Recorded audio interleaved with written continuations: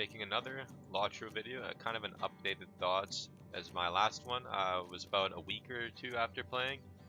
I was level 32 at the time of making that video, and now I am level 50, and I've been 50 for a few days. Got the Stone of the Tortoise from the lotro store, and yeah, most of this time I've just been playing through blind, just going at my own pace. As you can see, 5 days, 10 hours, and I don't know, maybe 3 weeks. I don't know exactly how long I've been playing for, but as you can see, that's a pretty good amount of time racked up. I've been gaming hard, not as hard as usual because I've been LARPing outside, but unfortunately a big snow blow just came and coped me out, so I'm stuck inside again. Like I said, I've played this many hours, so clearly I like the game, and in the start here I'm going to be focusing on the things that piss me off because I'm a very critical, negative person, and I love to focus on the negatives and everything, but I will be mentioning the shit the game does really well. But at the start, man, like, the inventory management is fucking awful still. It pisses me off. This item here has saved it, but the fact that, like, I had to grind 2,000 coins out or spend money just to solve this atrocious inventory system is not good for new players. Like everyone in my group that isn't playing as we're doing content is just constantly fidgeting with their bags. Because if you want to save the crafting material for the boys, it's just like, it just ends up being a fucking nightmare. The good thing is it actually didn't take too long to grind it out, so I guess it's like, if it took me any longer I would have been kind of pissed off about it, but I still did all these deeds at 50 when, like, I was one-shotting the mob. So we go to, like, Breland. See, I completed Breland, I did Lone Lands, and I did Troll Shaws, except for this one. Oh, that's one thing I still need to do. But, and just any deeds I, like, accidentally completed through playing the game or doing dungeons, and that's how I got my coins. But yeah, like, the inventory, like, I don't know, man, this shit is just like, it's just scuffed. I don't know how they'd improve it. Like, I honestly think you should just get one of these, maybe like a 25 slot of these, of this thing should just come default. Like, your bag just fills up with garbage so fast, and it's just constant vendoring, even with the town subscriber town services. Because obviously I got the reason I'm 50 is because I got VIP, because I didn't really want to wait 3 weeks until the 20th for the update, because I was having fun and we didn't want to slow down. But yeah, it just needs to be fixed. And then the map, the fucking world map, is, especially in Misty Mountains, this thing is a fucking piece of shit. Like even like, apparently Troll Shaws is supposed to be a new map that they fixed, and it's still a piece of shit. Like, you can barely tell out, like, you can just barely see the elevation of the mountains. Yeah, they're not accurate. Like, it's just a little, it's just like it's the three like non-gameplay things. It's the map, the inventory, and the fucking stable system. Like, I've gotten used to the stable system now, but it's still just dog shit. Like, if we open up the stable masters, oh, where the fuck is it? Alright, right here. So,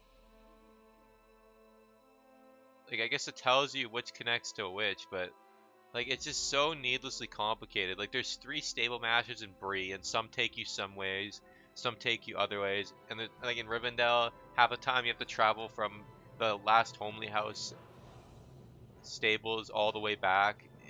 Like,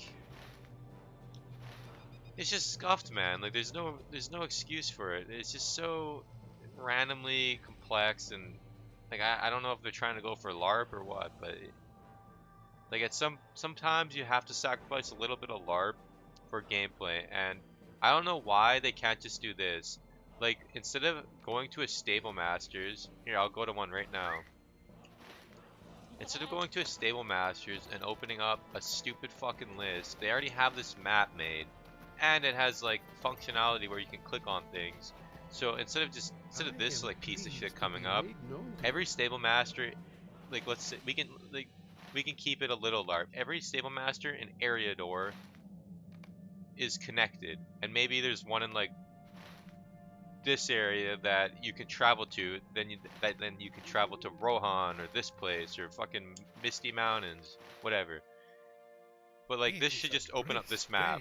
Like, I should click him and this should come up, and I could oh, I want to go here, and I click it, and I hit travel, and obviously like I can do that from anywhere because of the Metro coin thing. But if I'm at a stable master, this should just be the UI that comes up. It's like they already have it made with a travel. Like it just doesn't make sense to me. Like just use this already. You already have it made, and it's not like you could still have this stupid Mithril coin system. Like I could be like LARPing over here farming, and then I could open up if you want me to spend Mithril coins, which I'm never gonna do on something like this unless I earn them.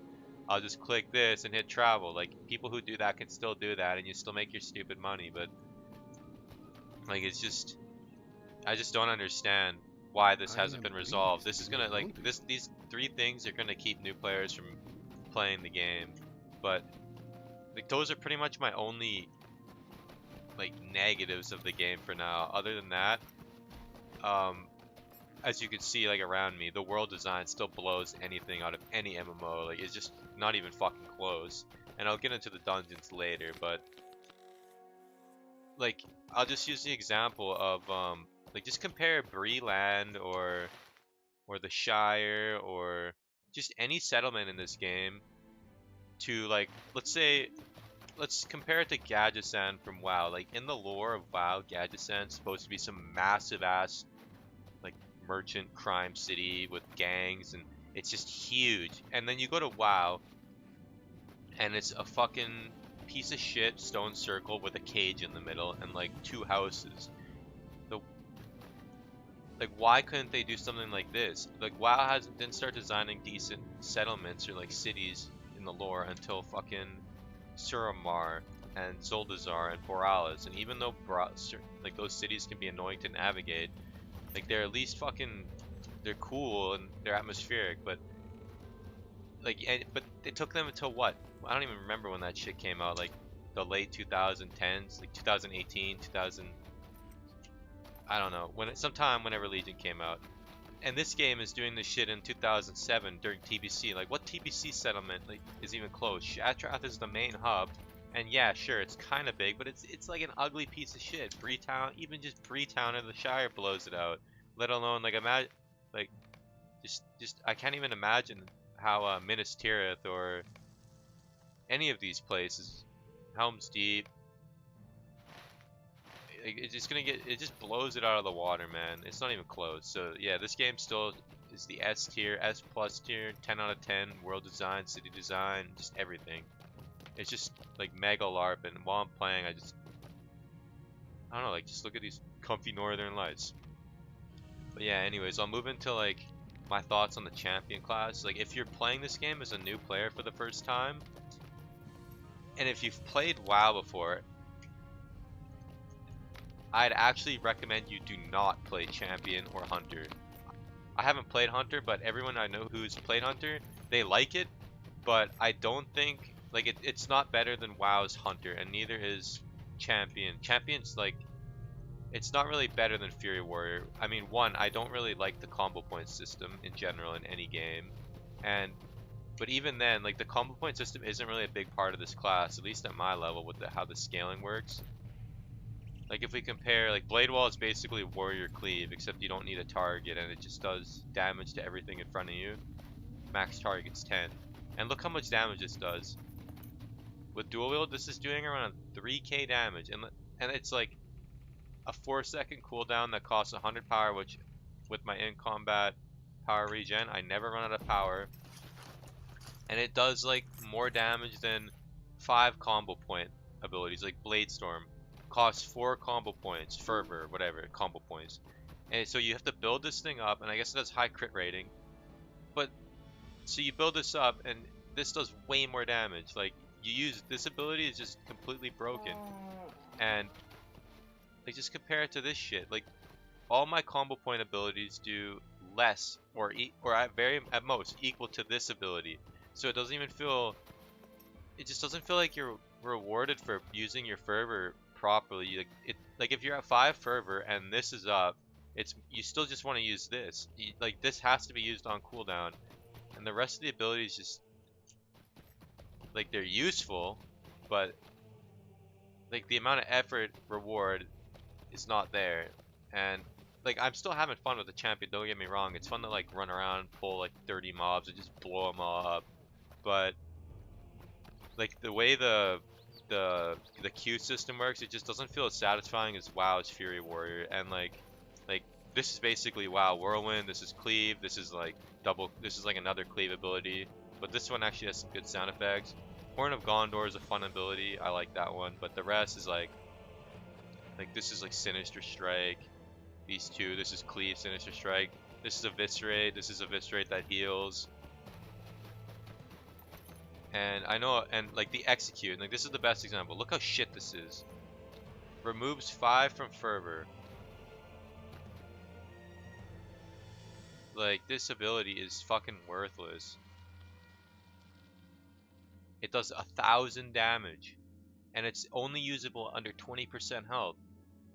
It's just, and you have to use it like if we go to my class feeds, I have to use this piece of shit ability. Where is it?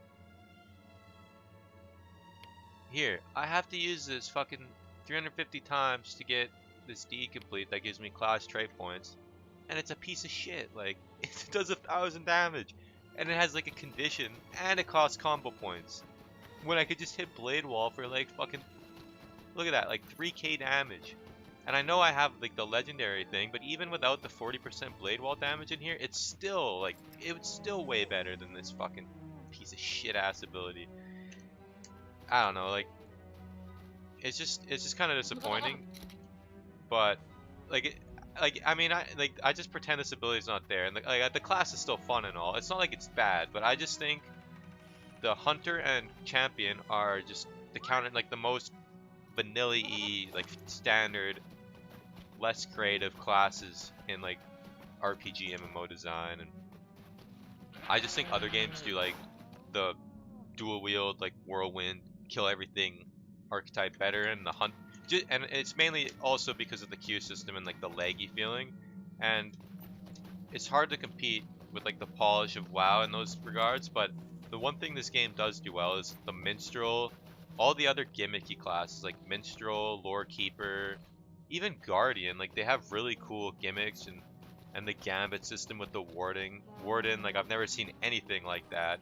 You combine abilities that are like spear, shield, and then you use a gambit chain and it casts another ability, or spear, this, and there's all these like weird buttons that are maybe one button gives you 2 spear points. Like it's absolutely fucking crazy playing that class, and it's just like they have really cool designs. So I would actually suggest, if you want to try this game, just don't play unless like you're dead set on just playing a vanilla type class fantasy. And I'm not vanilla as in vanilla WoW, but just like basic. You could play hunter and a warrior, but I think you'd have a better time and you'd see more of like the strengths of the game if you play minstrel, lore keeper, rune master, even burglar. Like the burglar is not, it's not like a standard rogue. Like there's all these cool debuffs and like tricky shit that the thing does. And it's not just your standard like stealthy DPS rogue. While it does have some of that gameplay, it's definitely a lot more unique than the average rogue archetype. But yeah, that's my just like rambling thoughts on the class. I probably repeated myself 50 times, but not my problem.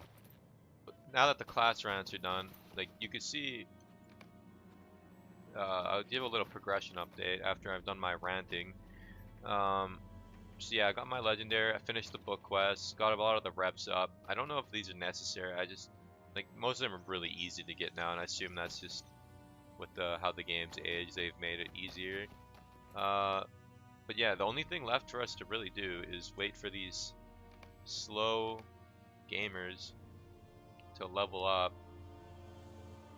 And so because we want to hit the raids, right, as a 50-man, and once we finish the 50-man raids, we're going to be moving on to Moria, and that's going to be sick. Like, I got a sneak peek of Moria after finishing the legendary quest. We took a quick cheeky peeky in here, and like this place looks absolutely sick, and it's going to be, I'm actually stoked to do it as end game content, because that's the plan. Like, we're going to hit, once we've decided we've seen all, we've had to see out of Angmar content, level 50 endgame. We're heading to 60 endgame, and then after that, hopefully Isengard. That's like the main goal, and if we're still having fun then, we'll just keep going with the same mentality in mind.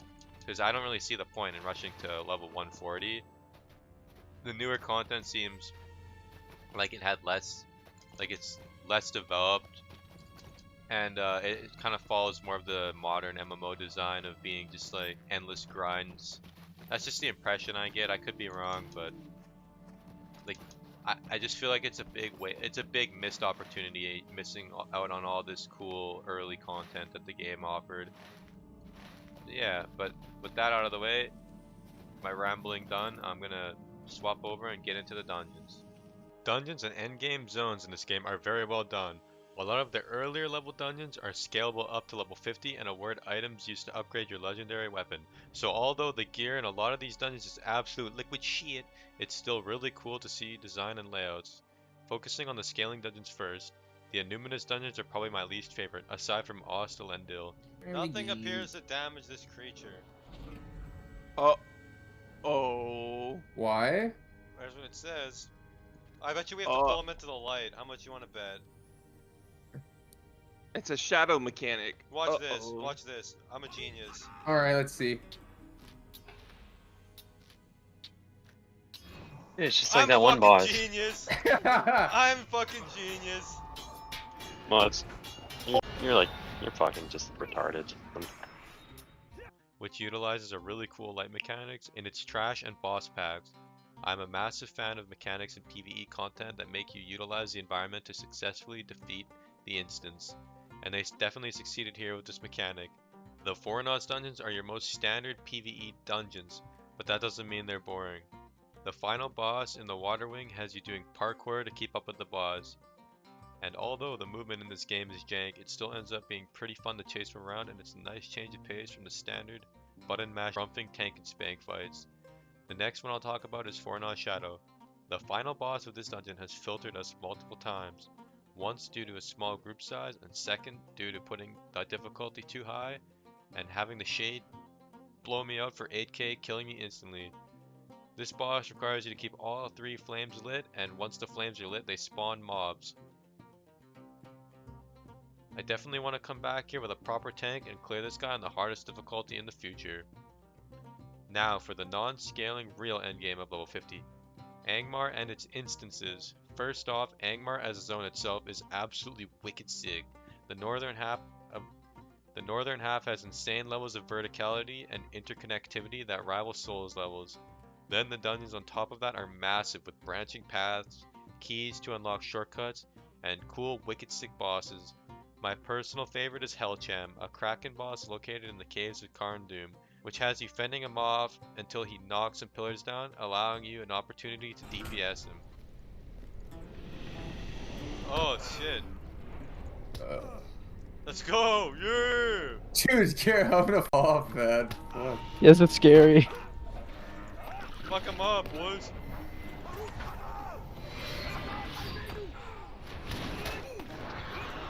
There's gonna be some mechanic we're not gonna see, and we're just all gonna fucking die when it gets knocked in the water. Right now, this is it! This is it! Go! Go!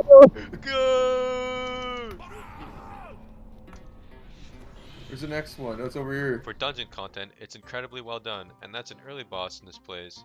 Although a lot of the fights are simple tank and spanks, they are atmospherically cool, and it's fun running through the instances to see how epic it is. Once you've cleared the exterior of this dungeon, you enter Karndun, which in the lore is the seat of the Witch King. Every floor has a unique boss with different gimmicks, and once you make your way to the top, the game forces you out onto the Witch King's balcony for some epic wicked sick LARP. Then, as you make your way back to the hall you went through, you survive a gauntlet and fight off Mordorith, a reoccurring character. That looks pretty good. Holy fuck, dude, that's pretty LARP. It's Mordorith, the False King. Yo, he's got 300k HP. Let's go. Dude, I hope he fucking destroys us. We have to come back with the full squad. That'd be pretty epic. Although this fight is pretty simple, he has a massive HP pool and the arena you battle him in is really cool looking. The atmosphere this game manages to create is the strongest point of it in my personal opinion, and if we compare the content design in this game to 2007 WoW, it honestly blows most of those fights out of the water from a technical standpoint. I'm really quite impressed with these instances, and overall I'm looking forward to raiding with the boys in the future. But with that out of the way, that's the end of the video. I'll probably make more lotro videos in the future once we've cleared the raids and maybe some final updated thoughts on the Angmar content before moving on to Moria. But if you've watched this far, drop a wicked pill in the chat, and like I said, thanks for watching, like, comment, subscribe, all that shit, and later.